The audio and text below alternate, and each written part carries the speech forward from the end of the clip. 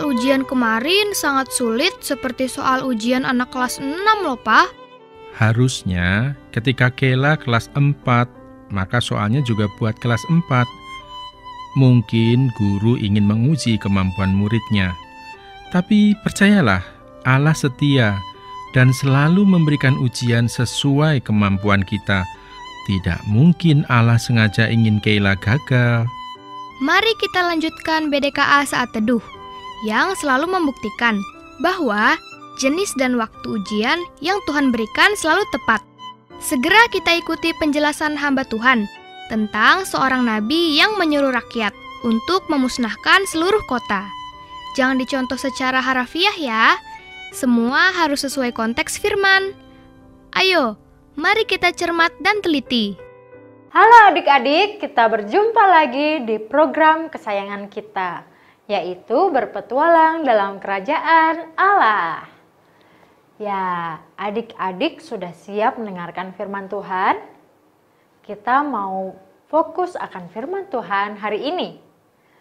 Sebelum memulai firman Tuhan, kita berdoa dulu ya. Mari kita berdoa. Tuhan Yesus yang baik, terima kasih untuk hari ini. Tuhan menolong kami, Tuhan memimpin hidup kami. Dan terima kasih Tuhan untuk kasih Tuhan dalam hidup kami yang Tuhan nyatakan setiap hari. Tuhan Yesus yang baik, saat ini kami mau mendengarkan firman Tuhan. Kiranya Tuhan menolong kami, Tuhan memimpin kami, sehingga kami boleh dengar-dengaran akan firman-Mu. Terima kasih Tuhan Yesus, dalam nama Tuhan Yesus kami berdoa dan mengucap syukur. Haleluya, amin. Ya adik-adik, judul kita hari ini adalah kuasai, bukan merusak. Taklukkan, jangan hancurkan. Bacaan Alkitab kita adalah, kamu akan memusnahkan segala kota yang berkubu dan segala kota pilihan. Kamu akan menumbangkan pohon yang baik. Kamu akan menutup segala mata air dan kamu akan merusakkan ladang yang baik dengan batu-batu. Diambil dari 2 Raja-Raja 3 ayat 19. 2 Raja-Raja 3 ayat 19. Nah, adik-adik masih ingat cerita sebelumnya tentang bangsa Israel yang berperang melawan bangsa Moab. Ternyata firasat Nabi Elisa ini benar. Ketika ia menyimpulkan bahwa Tuhan akan beserta mereka dalam peperangan tersebut. Namun Nabi Elisa mengatakan bahwa mereka harus memusnahkan semua kota, menumbangkan semua pohon yang baik, menutup semua mata air, dan menghancurkan semua ladang yang baik dengan batu. Mengapa Nabi Elisa sampai menyarankan untuk merusakkan semuanya sedahsyat itu? Karena ketika bangsa Israel memasuki negeri Kanaan, Allah hanya memerintahkan mereka untuk membinasakan penduduknya, bukan merusak dan menghancurkan. Nah, tanah negeri Moab ini juga adalah milik Tuhan. Sama seperti seluruh bumi ini adalah milik Allah. Bangsa Israel dipanggil untuk menjadi berkat di bumi.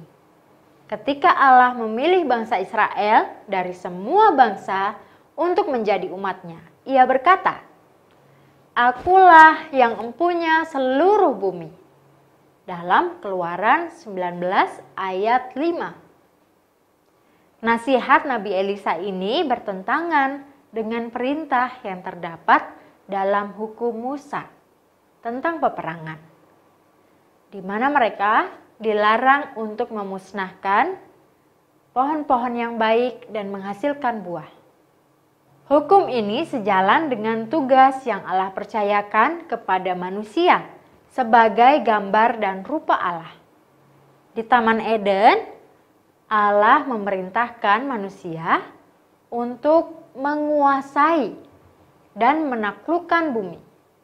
dalam Kejadian 1 ayat 28. Bukan menghancurkan atau merusakkannya. Nah, adik-adik, ternyata nasihat Nabi Elisa ini salah besar ketika Nabi Elisa menyuruh bangsa Israel untuk menghancurkan tanah Moab secara berlebihan. Ini adalah jelas-jelas perintah yang salah, adik-adik. Ini jelas bukan suara Allah, melainkan suara Nabi Elisa sendiri. Kejam ya adik-adik. Saat Nabi Elisa mengucapkan kata-kata itu, ia tidak mengucapkannya sebagai Nabi Allah. Nabi Elisa ternyata sedang tenggelam dalam rasa nasionalisme atau rasa cinta akan bangsanya yang berlebihan atau sempit atau salah. Sehingga ia ingin bangsa Israel melampiaskan kemarahannya kepada mereka. Sehingga ia ingin bangsa Israel melampiaskan kemarahan mereka dengan menghancurkan tanah Moab. Adik-adik, kemarahan yang seperti itu bukanlah kemarahan yang dari Allah. Hukuman seperti itu bukanlah hukuman dari Allah. Bagaimana mungkin Nabi Elisa bisa memberikan nasihat yang berlawanan dengan kehendak Allah? Bukankah ia telah menerima 2 bagian dari roh Nabi Elia juga? Ya, untuk menjawab pertanyaan ini, kita harus melihat 2 kejadian sebelumnya dengan lebih teliti. Yang pertama, Nabi Elisa memutuskan untuk ikut dalam rombongan tentara-tentara itu karena keinginannya sendiri, bukan karena diperintahkan oleh Allah.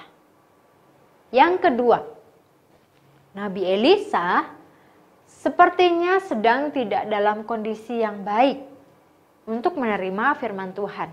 Karena itu, adik-adik masih ingat kalau Nabi Elisa ini minta seorang pemusik agar hatinya lebih tenang, agar pikirannya lebih tenang.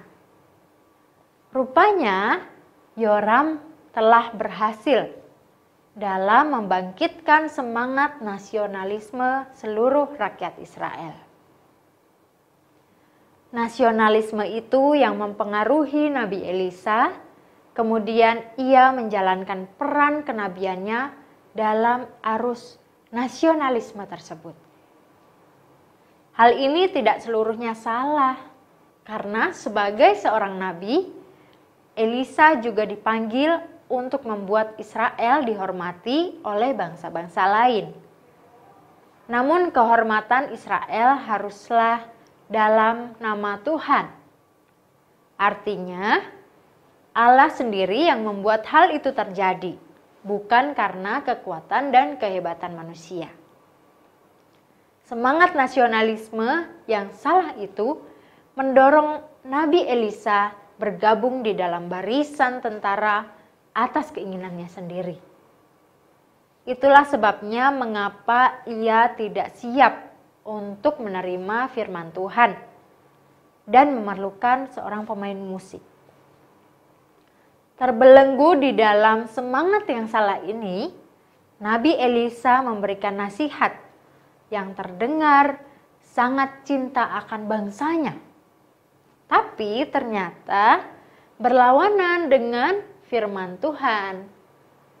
Nabi Elisa baru saja mulai menjalankan tugas sebagai nabi. Dan ia belajar banyak hal ketika peperangan ini berakhir. Meskipun Israel dan Yehuda memperoleh kemenangan, tetapi kemarahan Tuhan juga dinyatakan atas mereka. Banyak tentara yang tewas di akhir peperangan itu. Demikianlah Nabi Elisa belajar dari kesalahannya, dan nantinya dia akan dikuduskan kembali untuk menjadi Nabi Allah yang benar. Allah memerintahkan manusia untuk menguasai dan menaklukkan bumi ini. bukan merusak dan menghancurkannya. Menaklukkan bumi artinya kita harus menguasai, mengendalikan, serta memanfaatkan dengan maksud baik ya adik-adik. Kita harus memanfaatkan apa yang sudah Tuhan beri, apa yang sudah Tuhan ciptakan dengan baik, dan semuanya dikembalikan untuk bumi kita lagi, agar bumi kita semakin baik dan semakin berumur panjang. Ini juga berarti bahwa kita menjaga dan merawat bumi kita. Jadi, apa boleh mencabut tanaman yang ada di sekitar sekolah kita atau di rumah kita? Tentu tidak boleh ya adik-adik. Apa dibenarkan jika kita menebang pohon secara sembarangan dan secara liar? Tentu juga tidak boleh. Apa boleh kita membuang sampah sembarangan? Sudah pasti adik-adik juga tahu jawabannya. Tidak boleh. Jika kita merawat bumi kita, tentu kita juga membuat hati Tuhan senang. Sekarang mari kita berdoa. Tuhan Yesus yang baik, terima kasih untuk firman-Mu hari ini.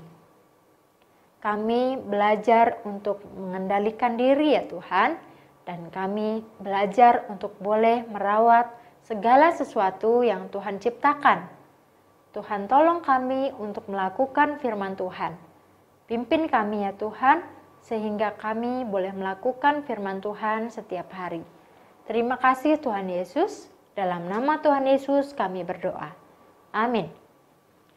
Ya, sekian adik-adik cerita kita hari ini.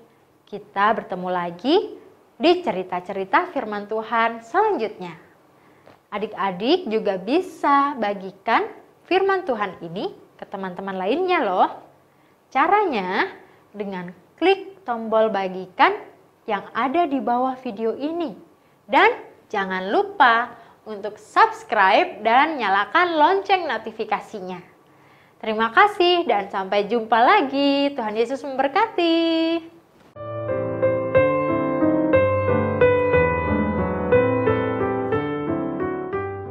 Kayla jadi ingat BDKA saat teduh awal yang mengajak orang tua pertama kita untuk menaklukkan dan menguasai bumi.